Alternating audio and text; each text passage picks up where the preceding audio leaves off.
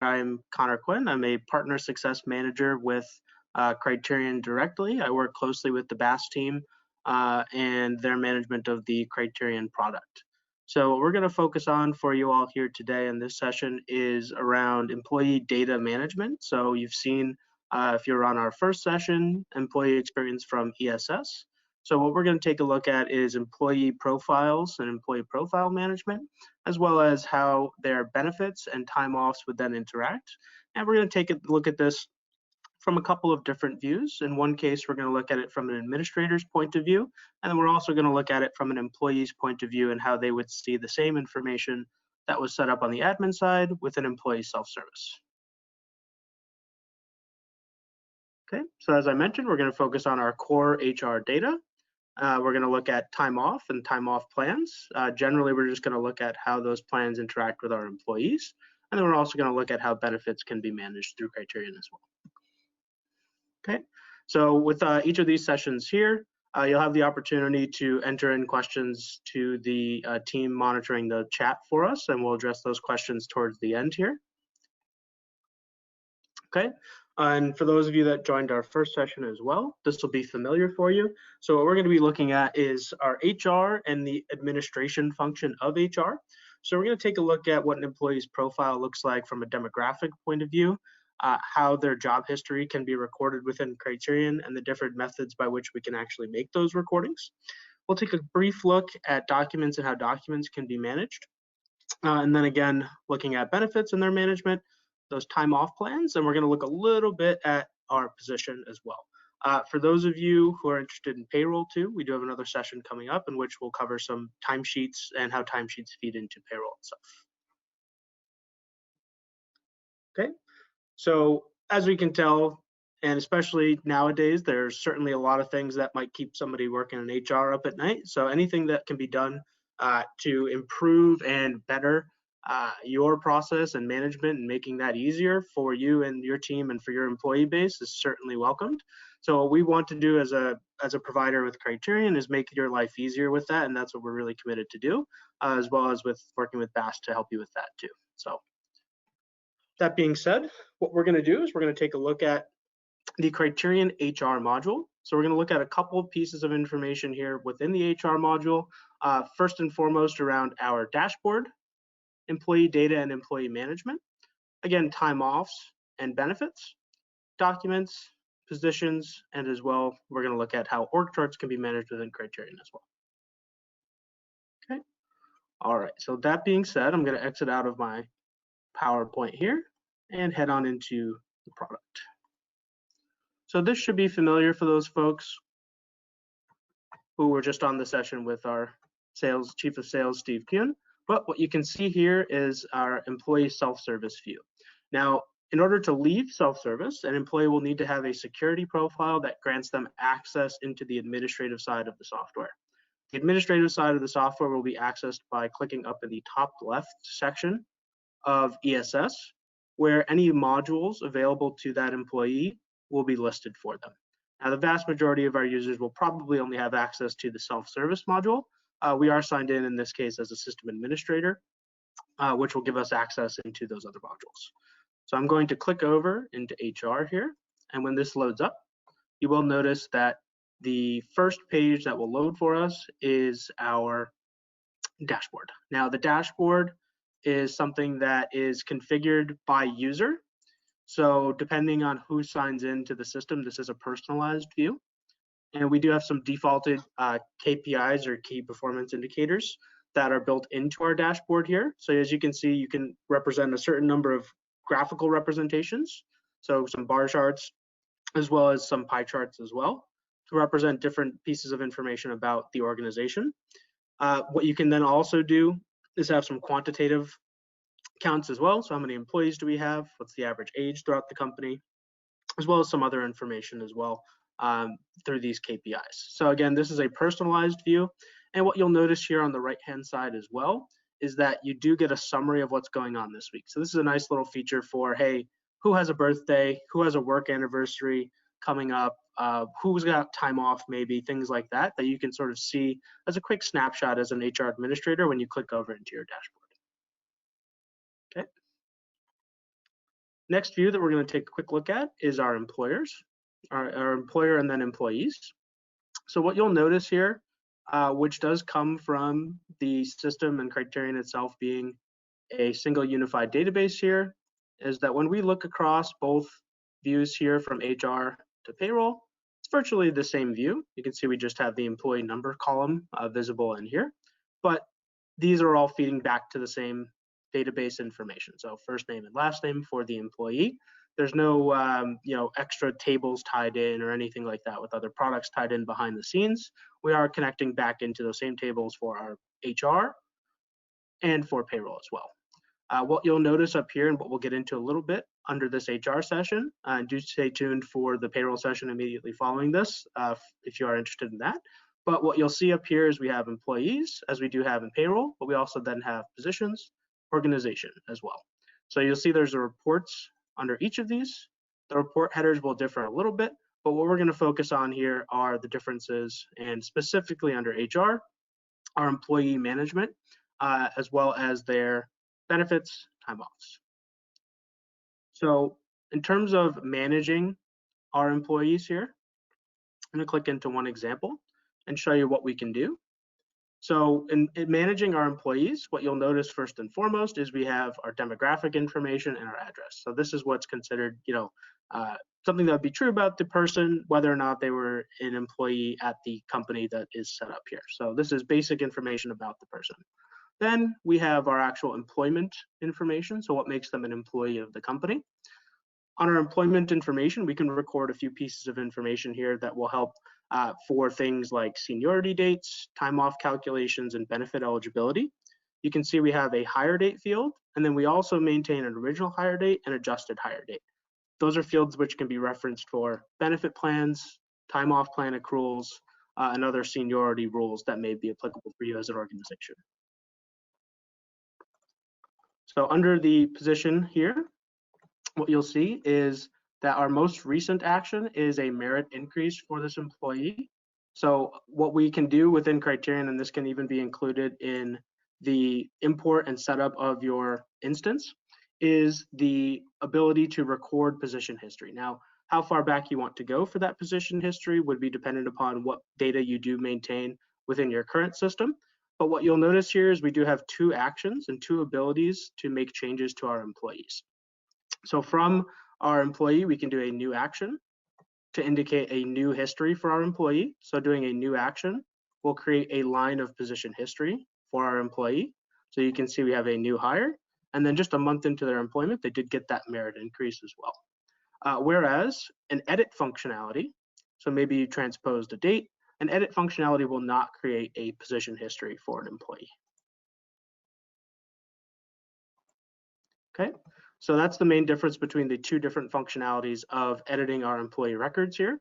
A new action will create and result in a position history right here for our merit increase, whereas an edit is utilized to make changes to our employee that would then just sort of update their profile and not record any history. So again, that's if you transposed a date, maybe a wrong rate of pay or something to that effect where you would utilize the edit functionality.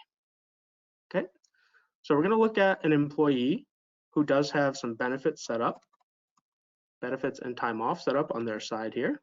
So our friend Edgar Fallon. So Edgar here, we're going to move past his position page and we're going to go down into benefits.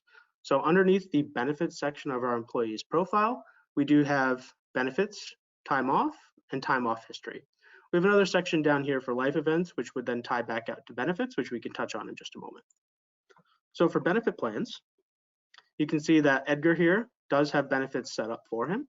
We can support a number of different options and different ways to calculate benefits. So you can see our 401k percentage, which is representative of a percentage of gross. So things like your RRSP or other contributions to retirement funds may be a percentage of gross contribution, whereas you may have dental or other health insurance, which would be a flat amount. So we do support those varying contribution types for employees. And then what we also can support are taxable benefits as well. So taxable benefits would then be representative as an income and would be considered a non-cash income in order to increase the employee's taxable wages. So that would be an associated income tied back out to these benefits that you're providing as the employer. As you can see, we do represent employee and employer contributions to these plans. And from there, you would specify within the benefit configuration and formula how much you as an employer are contributing versus the employee. Similarly, for time off plans, they would be assigned to our employee here. So you can see this employee just has a couple of time off plans assigned to them. Now, important to remember here that we are looking at this from the administrative perspective. So this is from the admin side of the software, where we are signed in as Thomas Rogers, a system administrator. So I also have signed in as our employee here, Edgar. And again, you'll see a similar view in employee self-service, which I'm sure Steve would have covered in the first session, but just at a high level, there are some differences that can be visible between the employee's feeds, such as the new hires, which is not available to Edgar in this case. So I've got a couple tabs open here where Edgar can now see his benefit plans, which are assigned to himself through ESS. So he can see these, but he can't make any changes to these benefits. If we did want to allow him to make changes to those benefits, we would set up what's called a workflow through Criterion, which would then tie back out to, again, our life events, which would be reasons for making changes to benefits. So may not be as applicable in this case, but if an employee does need to make a change to move from, let's say, employee coverage to just family coverage, they would be able to represent that with an event, which triggers the change in benefits. Okay. Also available to the employee in self-service is their time off. Now this you can see here is our time off plan with the open request for our employee. However, we do have a nice widget summarizing what the employee does have available to them out here under the section called My Time Offs. So under My Time Offs, we can see what the employee has used versus what they have available for this vacation plan here. So you can see this request has already been submitted by our employee, and it will have been routed into our manager of this employee, which is Thomas Rogers. So under Thomas Rogers, you can see he has tasks, and under these tasks, he does have a time off request from Edgar Fallon, which needs to be approved. Now that can be configured following the organizational chart like we have here, where Edgar reports to Thomas, so therefore his request goes to Thomas. We can also direct things like these to specific employees or even positions as well. So maybe you have an HR administrator who approves time off requests. We can direct all requests to that specific position versus the employee's manager in this case. So when we approve this time off, it'll ask us if we want to approve it. We will say yes. And if we go back over here to Edgar and refresh this, we'll now see that that time off has been approved and his time off has now been updated. Okay. All right. So I mentioned our org chart, which would have Edgar reporting to Thomas Rogers. So when we click over into the admin side again, where we have Edgar, we can see his reporting relationship under his employment information here, where his manager is listed as Thomas Rogers. So there's a few areas where we would have the ability to maintain or view what the organizational chart is. We do have our organization section from the HR module up here, where we can click over and view the org chart. So you can see here we do have a number of folks who are unassigned, but underneath Thomas Rogers, he does have 18 direct reports. So when you click in under the 18 there, you can see all of the employees which are set up to report to Thomas Rogers. And then we also have the organizational chart available under resources and employee self-service. So the organizational view and company directory, as well as any and all of these fields out of ESS, are optionally configured as a part of your security profile for your employees and how they might access the system. So again, as an organizational view in this case, this will show us a similar field here, similar setup for the org chart. This will show who the employee is. So we're signed in as Thomas Rogers. So I go to organizational view and I see myself or whoever I'm signed in as with the direct reports reporting up to them. To take a quick look at some document management, I've added a sample form here. So in this case, I've created a form in our documents and forms section, which is tied out to equipment being issued. So there's a few examples of different fields that can be represented on Criterion forms here. In this case, I created a blank custom form where I dropped in an image. I added in a title for the form. I can then choose what I've been distributed with a drop-down menu. Give it a fake serial number. And we also have the ability to record and make signature boxes as well. So if that signature is not to your liking, you can clear it back out, like so, as well as a date field. So this form is intended to show you the different scope of fields that we can include on our form. What you can also do, and again, this would have been covered a little bit at the beginning session with the question on forms and templates, but if you do have some forms that are PDFs that you do have with fields already laid out on it, we can just import that form as well underneath and lay the fields over the top of that. If it's already a form fillable PDF, we can also even pick up some of those fields as well. Okay, let's jump back to our PowerPoint here. Make sure we've covered everything. And we'll bring this back up. So we talked about the dashboard, our employee data, time off, and benefits management. We looked at document management from an ESS perspective, but let me go take a look, show us back in the employee's profile and how we might assign those forms. So in this case here, we have our equipment issued form, which is the form we were just looking at. Now you can choose to assign this form to multiple employees. You can choose to assign it to individual employees, as I had done just there. And we have this assign button up in the top right, which will allow us to assign this form en masse. So we would choose the approval process for it to go. And then we can choose either specific employee groups. We can choose specific employees. In this case, I had chosen Thomas Rogers to assign it to. And then we can also choose to assign it to somebody else to fill it out. So let's say that you're filling out a form on behalf of an employee or in lieu of some other employee. You can assign a different employee to fill out the form about the employee that the form is applicable to. So let's say we had chosen Thomas Rogers and we assigned Edgar Fallon to fill it out. He would fill out the form based on what was distributed to Thomas Rogers in this case here. So what that means is maybe you have an IT manager who's handing out or distributing laptops. You can record and store that information as well as then report upon it in our custom reporting module called Data Grid, which will allow you to then pull values based off of these forms that are created. And separate from forms, you can just have documents as well. So documents are more flat files that would just be visible to employees and made available to them. So in this case, we have company documents for our 2FA instructions. So think about these up here, our document locations, as folders. So under company documents and company forms, these are generic and would be available to all employees. Whereas these specific folders down here, such as personnel, confidential, medical, and benefits, these would be forms or documents which would be specific to an employee. So out of employee self-service here, we can click over to Thomas and we can go over to either my documents or in this case, company documents, where he will see that two-factor authentication instructions set up here.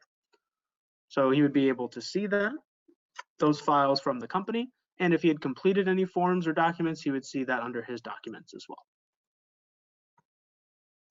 Lastly, and the last topic that we have to cover here for HR, we do have our position management.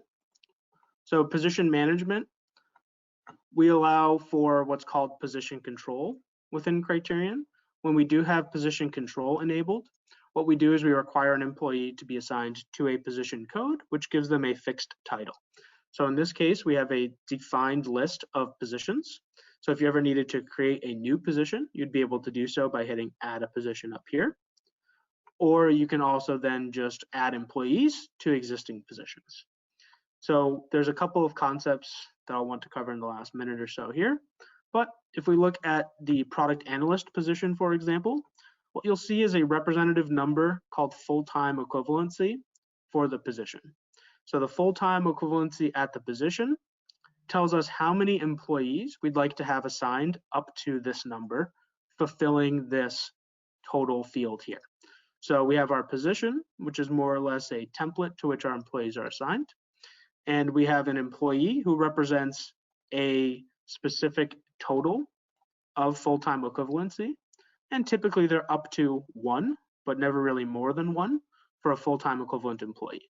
So if we had 100 Edgar Fallons assigned to the product analyst position, for example, that would represent a full allotment of this position, and we wouldn't be able to hire any more employees to that. Now, what that also means is if you have 0.5 FTE, full-time equivalent, on our employee, you could have 200 of that same employee because they only represent a half, meaning you could fill up to 200 of those folks. Now, there's any sort of combination in between there where you can have 50 of 1 FTE and 100 of 0.5 FTE, but any combination that leads up to that full-time equivalency. So again, to summarize, position control and full-time equivalency allow us a more or less a budgeting sequence to control how many employees we hire to a specific position, as well as making sure those employees are fixed to a specific position itself, which then comes with a department, cost center, whether or not they're salary, and so on and so forth. Those are all fields that can be changed by employee, but in this case, our position just sets the default values, and then you can change them on the employee themselves. And I do want to make sure we come back to our PowerPoint to open it up for any questions that may come up. And I'll put this back up. And again, I think we saw a couple maybe come in there for some questions, but we'll open it up at this point for any. Yes, so thank you so much, Connor, for that. That was very interesting. Learned quite a lot. But we did have a question specifically about the modules. Is all of this included in one module, or do I have to buy them separately? Absolutely, great question. So the way it would work is that we have our modules that I sort of showed at the beginning there from employee self-service, and our modules are defined as HR, payroll, and talent engagement. So when you purchase HR, inclusive in HR is your core employee data. So the personal information, demographics, and address, and their employment information, as well as their position history. But under that HR module, we do also then have time off plans, benefit plans, even timesheet layouts as well. So most everything is included under HR that we covered here today. But for anything more specific, we can definitely have the BAASS team or our Criterion team reach out to answer any specific questions around anything we saw there. Perfect. Another question is, what type of position changes can I make for employees? Absolutely, another good question. So within Criterion, we have what are called code tables, and our code tables allow us to define specific actions and values throughout the system. So think about what your personal departments might be as an employer. You can change those departments within Criterion to match your current setup. That also includes things like position control and position management. So you may have seen our merit increase position action that was taken on the employee there. That position action was user defined. There are certain actions that are built into the system, such as employee terminations, as well as promotions that have special attributes about them. But otherwise, whether it's a transfer, whether it's a merit increase, leave of absence, cost of living adjustment, anything else around that position change that you would like to define would be what you would whatever you would want it to be. Another question we have is, can Criterion pay vacation and stat holidays as a percentage of the gross? Yes, another good question. Absolutely. So we talked a little bit about time offs here. We looked at time offs as a representative number of hours, which would be probably more applicable in most cases to our salaried employees. And from the salaried employees there, they would be mostly maybe requesting hours, but maybe some would have a percentage of gross. But otherwise, we have a couple ways to manage that, where we can pay it out on a payroll frequency basis, where you're paying them a percentage of their gross, as well as ways to record the amount that they had accrued as well. So absolutely, we can manage both of those. Okay. Another question we have is, for the forms, can you upload government documents such as taxes or WSIB forms and make them fillable? And do you know if these would be acceptable if they're being electronically signed? So that's a good question. Absolutely, for the upload portion of it, we can absolutely upload those forms. And again, if they're already fillable, in many cases, we can pick up those fillable fields as well and basically put them into the form there. And then we'd sort of define or give some additional attributes to those fields. The question about compliance, I think we'd have to look into a little bit, Haley, there, just to see about if it's an electronic signature. I think as long as the form downloads with the electronic signature, you should be fine for that as an official sort of recorded document there. But we can definitely confirm that as well.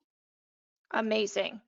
Uh, and we have time for one more question, and that is, are the Sage 300 payroll files updated for changes to employee files automatically, or do we need to maintain both databases simultaneously?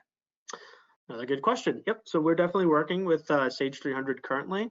And what is happening in the way that that integration works, so we can always give a little more information to whomever asked this question. But Criterion initiates those changes. So you would always be maintaining your employee data in Criterion, and that would go to Sage 300 to pick up for payroll. Now, to return that data, that's a little bit of a separate process, but for employee management, you want to keep your employee records in Criterion, make your changes in Criterion, which will then communicate over to Sage 300. Amazing. So with all of that, I'd like to say thank you so much, Connor, for No presenting